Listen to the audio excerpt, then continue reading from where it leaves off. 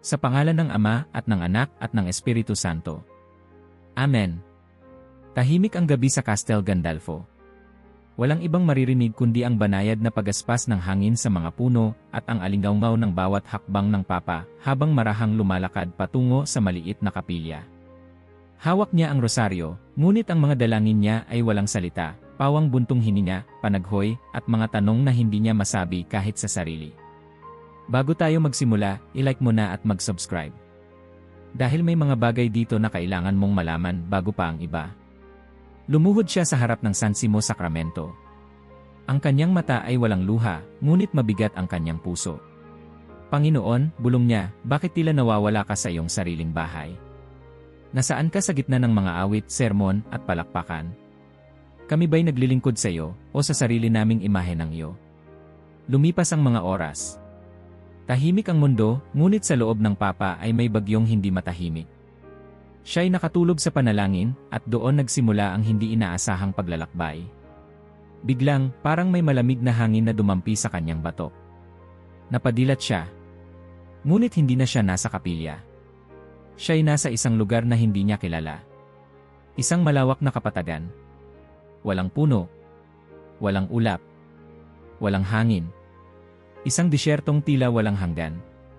Ngunit ito'y hindi disyerto ng buhangin. Ito'y disyerto ng espiritu. Pakiramdam niya'y tinanggal ang lahat ng kulay, lahat ng musika, lahat ng damdamin sa lugar na ito. Naglakad siya. Hindi niya alam kung saan siya patutungo, ngunit ang kanyang mga paa ay parang ginagabayan ng isang hindi nakikitang kamay.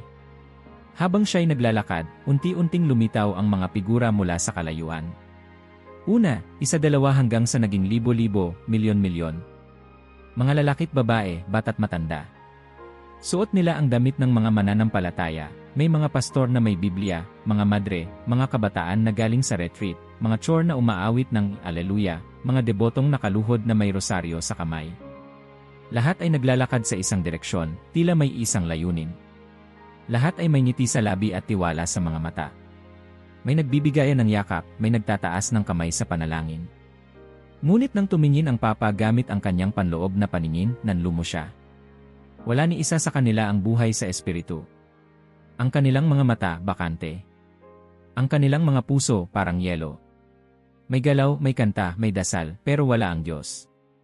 Panginoon, anya, ito ba'y panaginip? O bangungot? Biglang, isang tinig ang umalingaw-ngaw, hindi sa tainga, kundi diretsyo sa kanyang kaluluwa. Ito ang mga simbahan na hindi akin. Ipinangangaral nila ako, ngunit hindi nila ako kilala. Umaawit sila ng langit, ngunit lumalakad sila patungo sa impyerno. Napatigil ang Papa. Sinubukan niyang sumigaw, huminto kayo. Ngunit walang tunog ang lumabas. Parang siya'y nakasilip sa isang pelikula kung saan hindi niya kayang baguhin ang ending. Nanlumo siya. Tinakpan niya ang kanyang mukha. Sa gitna ng katahimikan, isang batang lalaki ang lumapit sa kanya. Hawak nito ang maliit na Biblia. Papa, wika ng bata, wala bang ibang daan? Ang mga mata ng Papa ay napuno ng luha. Hinawakan niya ang balikat ng bata at nagsimulang umiyak ng tahimik. Meron, bulong niya. Meron. At sa saglit na yon, muling nagbago ang paligid. Wala na ang disyerto. Ang alabok ay napalitan ng damo. Ang dilim ay napalitan ng liwanag. Ang kawalang buhay ay napalitan ng awit. Siya'y nasa isang hardin. Isang hardin na ang hangin ay may buhay. Ang mga damo ay kumikislap. Ang mga puno ay sumasayaw sa di nakikitang simponya. Ang lugar ay hindi lang maganda, ito ay banal. At sa gitna ng hardin, naroon sila. Mga tao. Kakaunti lang. Libo-libo lang kumpara sa milyon-milyon sa disyerto. Ngunit ang kanilang mga mukha ay nagliliwanag. Hindi sa makeup. Hindi sa emosyon. Kundi sa mismong presensya ng Diyos. Isang babae ang lumapit. Suot niya ang puting damit, ngunit hindi ito tela, tila ito'y gawa sa liwanag. Kilala kita, wika ng babae. Ikaw ang Papa. Inaantay ka na niya. Bago pa siya makapagtanong, lumitaw ang liwanag. Walang hugis, walang mukha, ngunit punong-puno ng otoridad at pag-ibig. Ito ang aking nobya, anang tinig. Sila'y naghanda sa pamamagitan ng katotohanan, paglilingkod, at panalangin. Ipakikita ko sa iyo ang 3 pagpapahayag ng aking simbahan. 3 lamang, ngunit tunay. At sa saglit na yon, sa gitna ng kagandahan ng hardin, naramdaman ng Papa ang papalapit na bagyo ng katotohanang magbabago sa kanya magpakailanman. Sa isang iglap, nawala ang hardin. Ang liwanag ay napalitan ng isang nakakasilaw na araw, ang halimuyak ng kalikasan ay napalitan ng tuyong alikabok sa hangin. Muling bumalik ang Papa sa disyerto, ngunit ngayong malinaw na ito ay hindi pisikal. Ito ay isang lugar ng espiritual na pagkabulag. Ramdam niya sa hangin ang bigat ng panlilinlang. Ang kanyang mga hakbang ay mabigat, hindi dahil sa pagod, kundi dahil sa bigat ng presensya ng isang katotohanang ayaw paniwalaan ng mundo. Tumingin siya sa paligid. Hindi ito ang parehong eksena kanina. Ngayon, ang disyerto ay mas buhay, mas masigla. Mula sa kalayuan, dumadaloy ang isang tila walang katapusang prosesyon ng mga tao. May mga banda na tumutugtog ng masisiglang himig. May mga banner na nakataas, pagpapala. Tagumpay. Diyos ay mabuti. May mga entabladong itinayo sa buhangin, kung saan nakatayo ang mga kilalang mangangaral. Pakinggan niyo ako, sigaw ng isa habang pinapawisan sa ilalim ng spotlight. Hindi gusto ng Diyos na kayo'y maghirap. Ang kaharian ng langit ay nandito na, at ito'y ginto, kapatid. Nagpalakpakan ang mga tao. May mga umiyak sa tuwa. May mga sumayaw. Ang ilan ay lumuhod sa buhangin, inakala nilang sila'y nasa banal na lupa. Ngunit ang Papa, nakatayo sa gitna nila, ay parang estatwa. Hindi siya nakikita. Hindi siya naririnig. Isa siyang saksi, pinilit na manood ng isang trahedyang hindi mapipigil. Panginoon, bulong niya, bakit ganito karami ang mga ito? Sumagot ang tinig, hindi mula sa langit, kundi mula sa loob ng kanyang dibdib. Sapagkat pinili nilang pakinggan ang mga salita na gusto nilang marinig, hindi ang mga salitang nagbibigay buhay. Sa kanan niya, may isang gusali, modernong simbahan, air-condition, puno ng ilaw. Sa loob, ang mga tao ay kumpleto sa kagamitan, widescreen, fog machine, music team na parang banda sa entablado. Ang worship leader ay sumisigaw, taas ang kamay kung mahal mo si Jesus. At lahat ay sumunod. Taas kamay. Ngiti. Palakpakan. Ngunit nang tumingin ang Papa gamit ang kanyang panloob na paningin, ang liwanag ng lugar ay nag-iba. Sa mata ng laman, maliwanag ang paligid. Ngunit sa mata ng espiritu, madilim ito kasing dilim ng gabi. At ang mga kamay na nakataas ay may kadena. Ang mga ngiti ay walang laman. At sa tabi ng bawat worship leader ay may nilalang. Mga anino, mababagal ang galaw, walang mukha, nakapulupot sa kanilang mga katawan. Hindi sila akin, muling bulong ng tinig. Ipinangangaral nila ako, ngunit hindi nila ako kilala. Lumapit ang Papa sa isang pangkat ng kabataan. Nakaupo sa bilog. May Bible study. May notebook. Ang isa sa kanila ay nagsabi, ang mahalaga ay love lang. Huwag natin pag-usapan ng hell, baka ma-offend sila. Napakagatlabi ang Papa. Gusto niyang magsalita. Gusto niyang itama. Ngunit hindi siya marinig. Pinipili nilang tanggalin ang katotohanan para hindi masaktan. Pero sa pagtanggi nila sa sugat, tinatanggihan nila ang lunas, sabi ng tinig. Sa kaliwa, may simbahan namang tradisyonal. Mahahabang bangko, mga awit sa Gregorian chant, mga damit na liturhikal. Maingat ang kilos ng lahat. May reverence. Ngunit muli, nakita niya ang katotohanan sa likod ng anyo. Ang pari ay tila robot, paulit-ulit ang galaw, walang init. Ang mga deboto ay nagrorosaryo habang sabay tumitingin sa orasan. Ang mga mata nila ay malayo sa lugar. Isa sa kanila ay umuusal ng panalangin habang nagmimensahe sa kanyang telepono. Isa pa, tulog habang nakaluhod. Ritual na walang puso. Pananampalatayang walang ugnayan. Mga labi na bumibigkas ng aking pangalan, ngunit ang puso ay wala sa akin. Lumapit ang Papa sa isang matandang lalaki. Nakatayo ito sa tabi ng pinto ng simbahan. Nakatingin sa mga dumadaan. May hawak na krusipisyo. Umiiyak. Nasaan kayo, Panginoon? Kayo pa ba ang Diyos ng simbahang ito? Gusto siyang yakapin ng Papa. Gusto niya sabihin, hindi ka nag-iisa. Ngunit muli, siya'y hindi marinig. Hindi maramdaman. Sa gitna ng disyerto, may isang malaking krus. Itinayo sa buhangin. Ngunit walang lumalapit. Lahat ay dumadaan.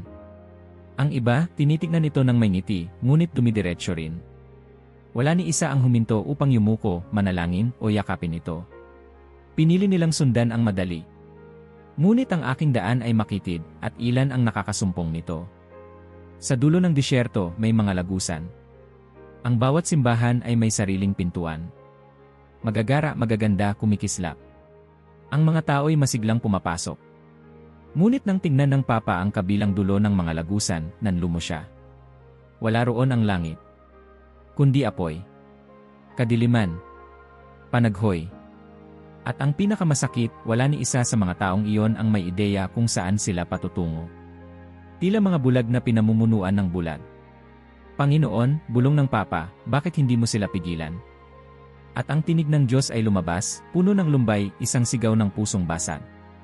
Sinubukan kong magsalita, ngunit hindi nila pinakinggan. Sinubukan kong ipadama, ngunit mas pinili nilang maramdaman ang entertainment kaysa kabanalan. Ibinigay ko ang aking anak, ngunit ipinagpalit nila siya sa kasikatan, pera, at kapangyarihan. Anak, sila'y lumalakad patungo sa impyerno sa aking pangalan. Lumuhod ang Papa. Nanginginig ang kanyang katawan. Humagulgol siya. Mahal ko sila, bulong niya. Gagawin ko ang lahat para masabi sa kanila ang katotohanan. Tahimik. Walang sagot. Tanging ang malungkot na hangin ng disyerto ang tumugon sa kanyang panaghoy. Maya-maya, may liwanag sa malayo. Isang tila silid, marumi sa labas, parang hindi simbahan. Ngunit ang Papa, hindi na nagdalawang isip. Tumingin siya sa langit. Ako po'y handa na. Ipakita niyo sa akin ang 3 simbahan na inyo pa rin. At sa unang hakbang niya patungo sa liwanag na yon, nagbago ang hangin. Nag-iba ang bigat sa paligid. Parang tinanggal ang sapi ng pandaraya, at ang katotohanan ay unti-unting lumilitaw. Ang paglalakbay ay magpapatuloy, ngunit mula rito, hindi na siya basta saksi lamang. Siya'y magiging tagapagdala ng apoy. Mula sa nakasusulasok na init ng disyerto, biglang lumamig ang hangin. Ang alikabok ay unti-unting huminto sa pag-ikot, at isang kakaibang katahimikan ang bumalot sa paligid. Ang lupa sa ilalim ng kanyang mga paa ay tila sumuko, at nang muling bumukas ang kanyang mga mata, wala na ang tuyong kalupaan. Ang Papa ay nakatayo ngayon sa gitna ng isang hardin na hindi gawa ng mundo. Ang mga dahon ng puno ay kumikislap na tila may sariling liwanag. Ang bawat damo ay kumikilos na parabang humihinga, umaawit ng papuri. Ang hangin ay may halimuyak ng kadalisayan, hindi bulaklak, hindi insenso, kundi mismong hininga ng Diyos. Sa bawat hakbang ng Papa, ang lupa ay tila sumasagot, isang banayad na kumpas ng pagsamba. Ang langit ay wala mang araw, subalit maliwanag, isang liwanag na hindi nasasaktan sa mata, kundi yumayakap sa puso. At narito sila, wika ng tinig, ang tinig na kilala niya na sa puso't kaluluwa, ang tinig ng Diyos Ama. Sa kanyang unahan, sa gitna ng hardin, naroon ang ilang tao. Ilan lang. Marahil libo-libo lamang. Kumpara sa mga milyon sa disyerto, sila'y kakaunti. Ngunit hindi ito ang mahalaga. Ang mahalaga, ang kanilang anyo. Ang kanilang mga katawan ay tila gawa sa alab ng langit, ang kanilang mga mukha ay nagniningning hindi sa emosyon, kundi sa presensya. Ang kanilang mga mata ay puno ng kapayapaan na hindi kayang pekin. Ang ilan ay nakaluhod. Ang iba ay nakatayo na may hawak na kamay ng kapwa. Ang iba pa ay nakapikit habang lumuluha, hindi ng kalungkutan, kundi ng pagsamba. Ang Papa ay lumakad palapit. Isa sa kanila, isang babae na may puting kasuotan na parang hinabi mula sa liwanag, ay lumingon at mumiti sa kanya. Maligayang pagdating, wika niya. Kayo'y bahagi na ng paghahayag. Sino-sino kayo? Tanong ng Papa, halos pabulong. Hindi kami mga pangalan. Kami ang mga pusong naghintay. Kami ang mga umiibig kahit hindi pinapansin. Kami ang mga sumunod kahit walang gantimpala. Kami ang nobya. Sa kanyang likuran, muling nagsalita ang Diyos. Ito ang aking mga hinirang. Sila'y hindi perpekto, ngunit tapat. Hindi sila ang pinili ng mundo, ngunit sila ang pinili ko. Hindi sila pinakikinggan sa mga entablado, ngunit dinirinig ko ang bawat bulong nila. Sila'y hiwalay, hindi dahil sa kayabangan, kundi dahil pinili nilang hindi makayayon. Sa di kalayuan, may isang batang lalaki na naglalaro sa tabi ng ilog na tila gawa sa kristal. Humalakhak siya, at ang kanyang tawa ay parang musika. Nilapitan siya ng Papa. Ano ng pangalan mo, anak? Wala akong pangalan dito, sagot ng bata. Ako'y bahagi ng kaluwalhatian. Dati akong isang ulila na nananalangin tuwing gabi. Sabi ng mundo, walang saysay ang dasal ko. Pero narinig niya ako. Napaluha ang papa. Mahal na Diyos, wika niya, bakit napakakaunti nila? Tahimik ang langit. Ngunit pagkatapos ng ilang sandali, dumating ang sagot. Hindi ko ginawang madali ang aking daan. Hindi dahil gusto kong mahirapan sila, kundi dahil gusto kong makita kung sino talaga ang umiibig ng walang kondisyon. Ang maraming tinawag, kaunti ang pinili, sapagkat kaunti lamang ang nagpipiling manatili. Sa gitna ng hardin, may dambuhalang puno, ang kanyang ugat ay tila nakaabot sa mismong kalaliman ng lupa, at ang kanyang sanga ay umaabot sa di mabilang na dako ng kalangitan. Sa ilalim nito may isang mesa. Sa mesa may tinapay at alak. Ang papa ay napaluhod. Naramdaman niya ang bigat ng kabanalan. Lumapit ang babae na una niyang nakausap. Dito kami kumakain ng tunay na presensya, wika niya. Hindi ito ritual. Ito'y pakikipag-isa. Hindi ito obligasyon. Ito'y kasal. Sa likod ng babae, nagsimulang lumitaw ang iba't ibang mukha. Kilala ng papa ang ilan. Isang madre na kilala sa kanyang pagkakawang gawa. Isang pari na pinatay sa gitna ng misa sa Africa. Isang kabataang martir sa silangang Europa. Isang lola na walang sinuman ang nakapansin, ngunit gabi-gabi ay nagdarasal ng rosaryo para sa mga nawawala. Lahat sila'y nagniningning. Lahat sila'y buhi, mas buhi pa kaysa sa lahat ng nakita ng papa sa mundo. Ito ang hardin ng mga pinaghiwalay, wika ng Diyos. Sila ang aking nobya. Sila ang naghintay sa akin. At darating ako para sa kanila. Sa kanyang pagkakaluhod, tinakpan ng papa ang kanyang mukha. Hindi niya kayang tingnan ng diretsyo ang liwanag ng katotohanan. Ngunit sa kanyang puso, alam niya wala na siyang babalikan. Wala nang puwang para sa kompromiso. Ang nakita niya ay hindi lang paanyaya. Ito ay utos. Isang pangako. At isang babala. Sa pagmulat muli ng kanyang mga mata, isang pintuan ang bumukas sa gilid ng hardin. Mula roon, isang liwanag na kaiba sa lahat ng nakita niya ay lumaganap. Ngunit hindi lang liwanag, may apoy. May pagsubok. May katotohanan. At isang tinig ang tumawag. Halina! Ipakikita ko sa iyo ang tatlong pagpapahayag ng aking simbahan, ang mga hindi bumitiw, ang mga hindi yumuko, ang mga hindi nakiayon. Simulan natin sa unang simbahan, ang simbahan ng katotohanan. At sa kanyang unang hakbang papunta sa pintuan, alam ng papa na hindi na siya dating siya. Sa kanyang pagpasok sa pintuan ng liwanag, napansin agad ng papa ang pagbabago ng hangin. Wala na ang mabangong simoy ng hardin, ngunit wala rin ang nakapapasong init ng disyerto. Ang paligid ay tahimik, halos banal. Isa itong kapilya, maliit, payak, walang dekorasyong magarbo. Ang mga upuan ay gawa sa plastik, at ang altar ay simpleng lamesa. Walang stained glass, walang chore, walang kamera. Ngunit sa sandaling pumasok siya, napaluhod siya sa kanyang kinalalagyan. Sapagkat sa kapilyang ito, nandoon ang Diyos. Isang pari ang nakaluhod sa harap ng tabernakulo. Mag-isa. Tahimik. Nakayuko. At mula sa kanyang mga labi ay narinig ng papa ang isang panalangin na hindi para sa palabas, kundi para sa langit. Panginoong Hesus, bulong ng pari, hayaan mo akong maglaho para ikaw ay lumaki. Huwag ang aking karunungan ang mangusap ngayon, kundi ang iyong katotohanan lamang.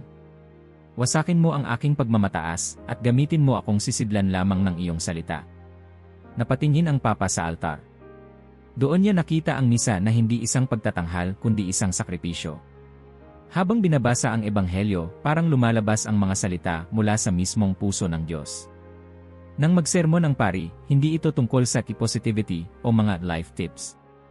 Hindi ito isang motivational speech. Ang bawat pangungusap ay matalim. Masakit. Totoo. Tayo'y makasalanan, sabi ng pari. At ang kasalanan ay hindi basta pagkakamali. Ito'y rebellion. Ang impyerno ay hindi metapora, ito'y tunay. At ang langit ay hindi para sa mababait, kundi para sa mga banal.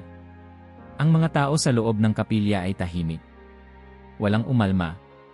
Walang umalis. Sa halip, isa-isang napaluhod. Ang ilan ay umiiyak. Ang iba ay tila kinikilatis ang sarili sa liwanag ng salitang kanilang narinig. Ang isang matandang lalaki ay lumapit sa kumpisalan. Ama, 40 taon kong itinago ito, anya, umiiyak. Ang isang batang babae ay tumigil sa kanyang pagte-text, inilapag ang telepono, at pinikit ang mga mata. Ang isang binatang dating walang pakialam ay napaluha sa harap ng krus. Ito, wika ng tinig ng Diyos, ang unang simbahan na akin pa rin. Ang simbahan ng katotohanan. Hindi nila pinapalambot ang aking ebanghelyo para hindi masaktan ang damdamin ng tao. Mas pipiliin nilang mangaral sa mga bakanting upuan kaysa punuin ito ng kasinungalingan. Sapagkat alam nilang ang aking salita ay apoy, hindi laruan. Ang Papa ay hindi makapagsalita. Tila napunit ang kanyang puso. Ang tagpo ay simple, ngunit mas makapangyarihan kaysa sa anumang konsilyo o dokumento na kanyang nabasa.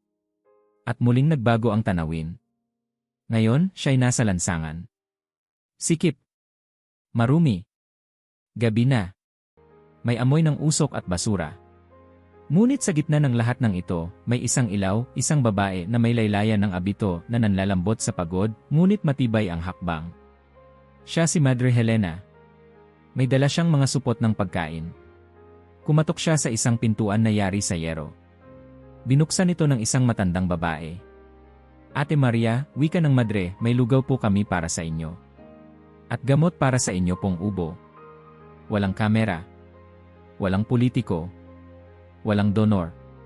Wala ni isang patotoo kundi ang tingin ng matandang babae na napaiyak. Sumunod ang Papa habang naglalakad ang Madre. Sa bawat bahay may inaabot siya. Pagkain. Dasal. Yakap.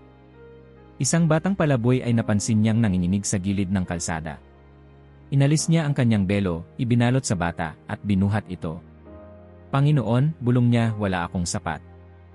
Pero gamitin mo po ang meron ako. Ang kanyang paa ay may sugat na. Ang kanyang mga kamay ay puno ng kalyo. Ngunit ang kanyang mukha ay nagliliwanag. Sa isang ospital, lumapit siya sa isang pasyenteng halos hindi na humihinga. Hinawakan niya ang kamay ng babae.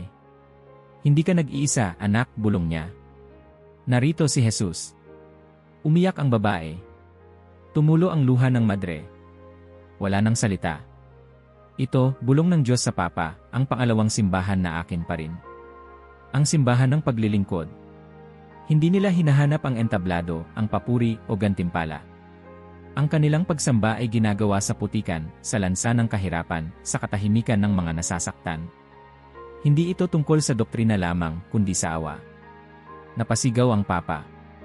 Panginoon, bakit hindi ito ang kilala ng mundo? Bakit ang mga ito ay hindi laman ng balita? Sapagkat ang tunay na liwanag ay hindi kailangang ipagsigawan. Sapat nang makita ko ito. Pagkatapos ay dumilim ang paligid. Ngunit hindi ito kadiliman ng kasamaan, ito ay kadiliman ng gabi. Ang Papa ay nasa loob ng isang maliit na silid, sahig ay may banig, walang altar, walang krus. Ngunit naroon ang apoy ng pananampalataya. Mga lalaki't babae, bata't matanda, lahat ay nakaluhod. Ilan ay umiiyak. Ilan ay tahimik.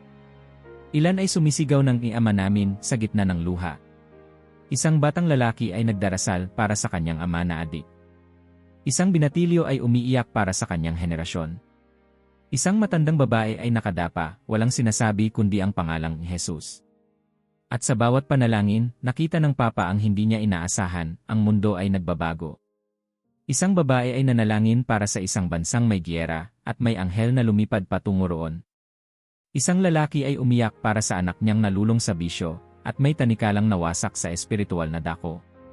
Isang grupo ay sama-samang nanalangin para sa muling pagkabuhay ng pananampalataya, at nagtakbuhan ang mga demonyo sa dilim. Ito, bulong ng Diyos, ang ikatlong simbahan na akin pa rin. Ang simbahan ng pamamagitan. Walang pangalan, walang karatula, walang opisina. Ngunit sila ang nagtataguyod sa mundo. Kung hindi dahil sa kanila, matagal nang bumagsak ang hatol sa sangkatauhan. Sila ang aking lihim na sandata. Nanginig ang Papa. Napaluha siya. Lahat ng pagod, lahat ng sakit, lahat ng bigat, ngayon ay may saysay. Tatlong simbahan. Tatlong apoy. Katotohanan. Paglilingkod. Panalangin. At isang tinig ang muling bumulong. Ngunit kung may aking simbahan, may mga simbahan din ginagamit ang kaaway. At kailangan mong makita sila.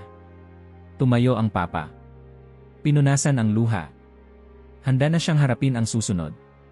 Nang bumukas ang susunod na pintuan, agad na bumulaga sa papa ang liwanag, hindi ang liwanag ng langit, kundi ang liwanag ng produksyon. Professional. Pino. Nakakasilaw. Tila isang katedral ng hinaharap, matataas na kisem, mga screen, music team na parang rock concert, at isang entabladong may spotlight sa gitna. Punong-puno ang loob. Libo-libo ang nakaupo sa makukulay na upuan, lahat nakangiti, sumasayaw, sumisigaw ng Amen, at Hallelujah, sa bawat salitang lumalabas sa bibig ng mangangaral. Ngunit ang papa, sa sandaling iyon, ay hindi namangha. Bagkus, parang may malamig na kamay na humawak sa kanyang batok. May hindi tama. Lumingon siya sa paligid. Sa gilid ng entablado, may mga aninong gumagalaw. Sa mga haligi ng simbahan, may mga bagay na nakapulupot, mga ahas, maitim, kumikilos ng dahan-dahan, sumasayaw sa ritmo ng musika. Ang tinig ng mangangaral ay malinaw at malakas. Gusto ng Diyos na ikaw ay maging matagumpay. Ang kasaganaan ay tanda ng kanyang pabor. Magbigay ka at babaha ang pagpapala. Palakpakan. Hiyawan. Sigawan ng tuwa. Pero nang tumingin ang papa sa mangangaral gamit ang espiritual na mata, natigilan siya.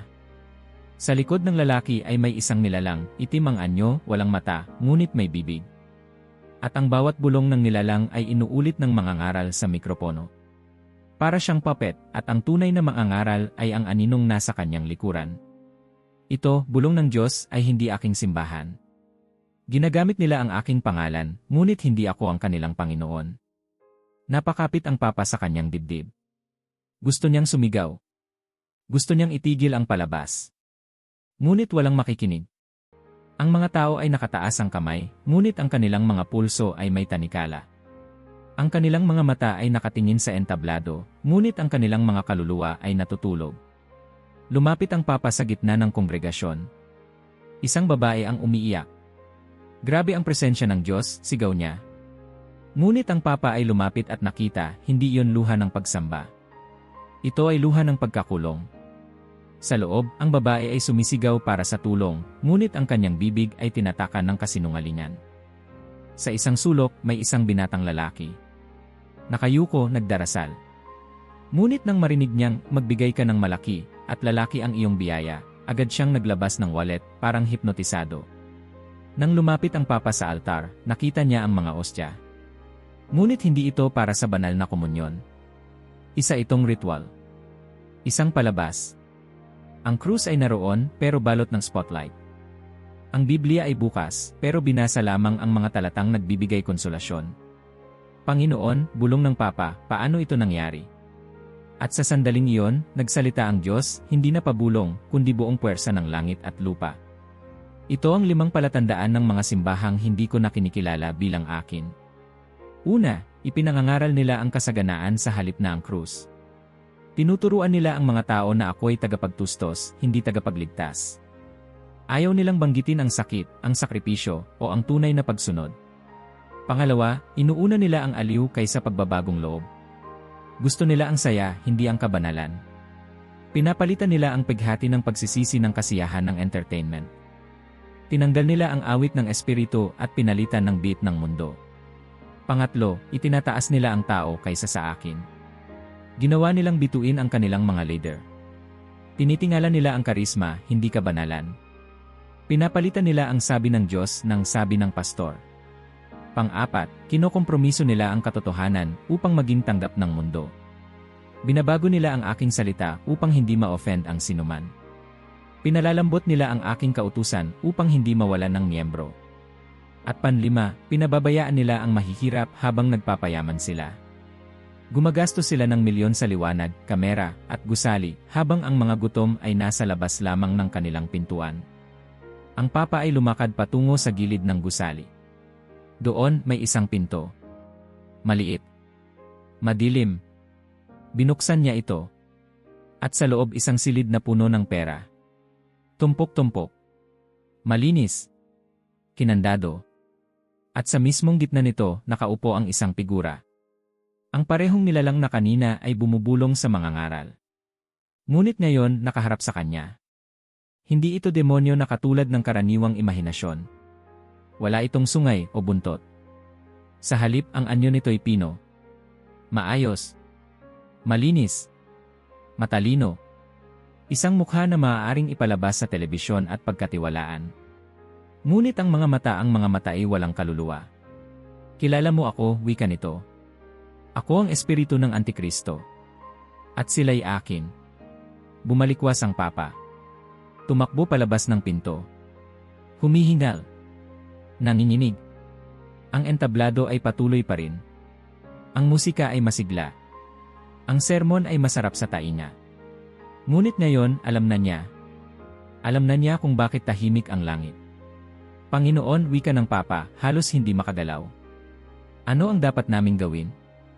Ibalik niyo ako sa gitna, tugon ng Diyos.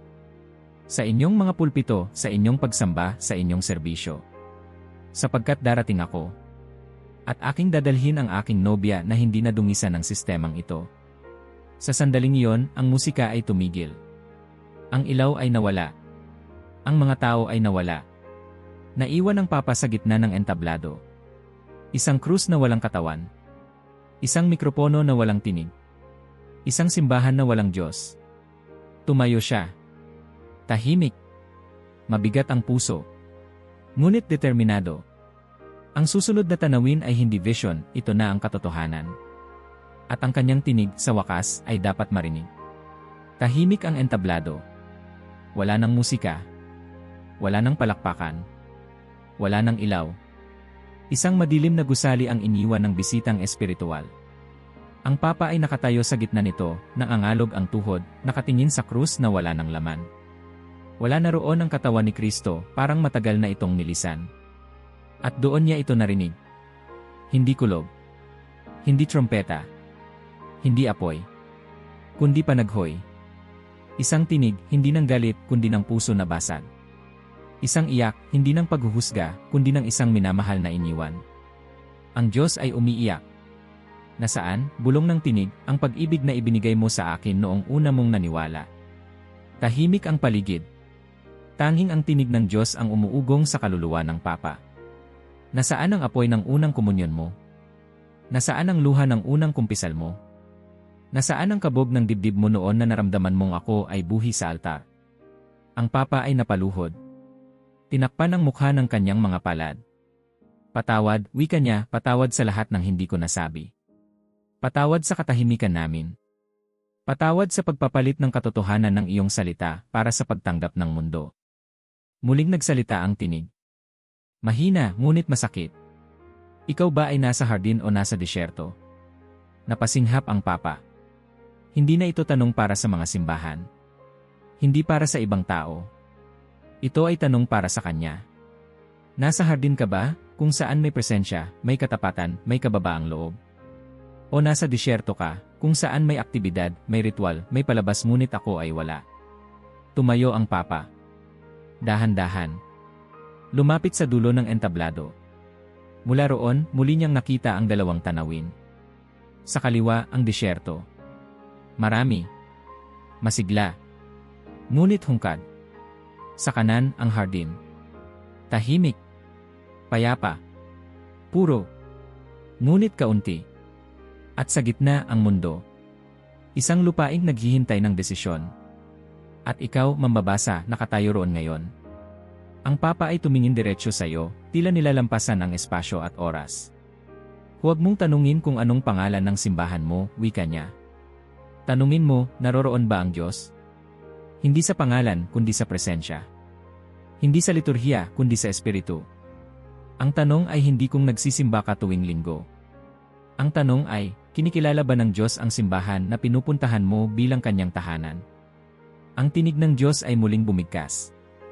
Marami sa aking mga anak ay natutulog sa mga bangkong gawa sa ginto, habang ako ay nasa lansangan. Marami ang kumakanta ng aking pangalan, ngunit ang aking espiritu ay hindi nila kilala. Ang Papa ay lumapit sa gilid ng entablado. Tumingin sa mga mata ng bawat isa. Kung ang simbahan mo ay hindi nagtuturo ng katotohanan, umaasa sa yaman kaysa sa panalangin, nagpapasaya sa halip na nagpapabanal, umalis ka. Hindi para hatulan, kundi para mabuhay. Humanap ng mga tapat. Magsimula ng panalangin sa sala. Magpakain ng gutom. Ipagdasal ang may sakit. Magsalita ng katotohanan kahit masakit. Magsimula muli. Sa maliit. Sa totoo. Kung wala pang simbahan sa lugar mo na may presensya ng Diyos, magdasal na magbangon siya ng isa. At kung kailangan, magsimula ka. Tumingala siya. At kayo, mga pinuno ng simbahan, wika ng Papa, kung kayo'y naging mga propeta ng kasiyahan sa halip na kaligtasan, patawarin niyo ang sarili niyo at magsimulang muli. Huwag ninyong hayaang ang takot sa pagkawala ng miyembro ay maging dahilan ng pagkawala ng Diyos. Lumuha ang Papa. Hindi luha ng takot, kundi luha ng pag-ibig. Ito ang huling panawagan. Ang kasintahang lalaki ay parating na. Hindi siya darating para sa nobyang bihis, para sa entablado, kundi para sa nobyang nababad sa panalangin, nalinisan ng pagsisisi, at sumunod kahit walang nakakita. Tumigil siya. Suminya. Tumingala. At muling lumuhod. Panginoong Jesus, wika niya, siyasatin mo ang aming mga puso. Ipakita mo kung kami ay nasa hardin o sa disyerto.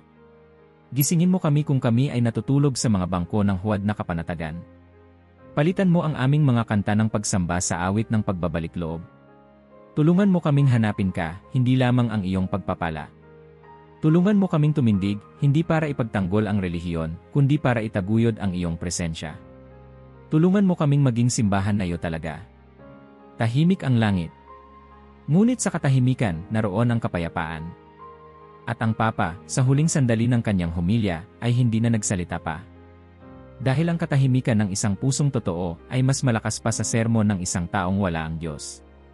Dahan-dahan siyang tumayo. Tumalikod sa entablado. At naglakad papunta sa direksyon ng hardin. Hindi upang lumayo sa mundo, kundi upang bumalik buhay. If you made it this far, leave a like and subscribe. Because stories like this, you should be the first to know.